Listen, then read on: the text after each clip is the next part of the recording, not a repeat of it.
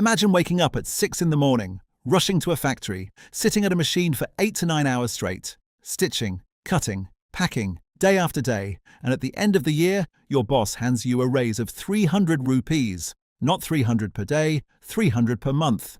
This is the reality of thousands of garment workers in Noida right now.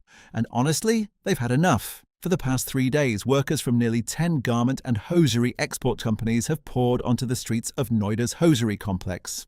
Not because they want drama, not because they're troublemakers, but because they simply cannot afford to stay silent anymore. Here's what really hits hard. The guy who plastered the walls of your home, the laborer who laid bricks under the Delhi sun, he takes home around 700 rupees a day. Do the math. That's over 20,000 a month. And the person who stitched the shirt on your back, who works inside a proper factory, meeting export deadlines for global brands. She's asking for 18 to 20,000 as a minimum wage, and still being told that's too much. Something doesn't add up, does it? When people feel invisible for long enough, things get ugly. And that's exactly what happened. Protesters vandalized vehicles, police vehicles got damaged, stones were pelted, PAC forces had to be rushed in.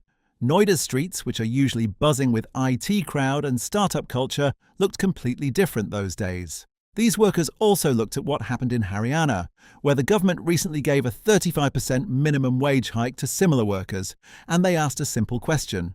Why not us? Here's the thing, these aren't people asking for luxury. They're asking to be able to pay rent, buy groceries, send their kids to school. In a city that's growing faster than almost anywhere else in the country, the people doing some of the hardest work are somehow still being left behind.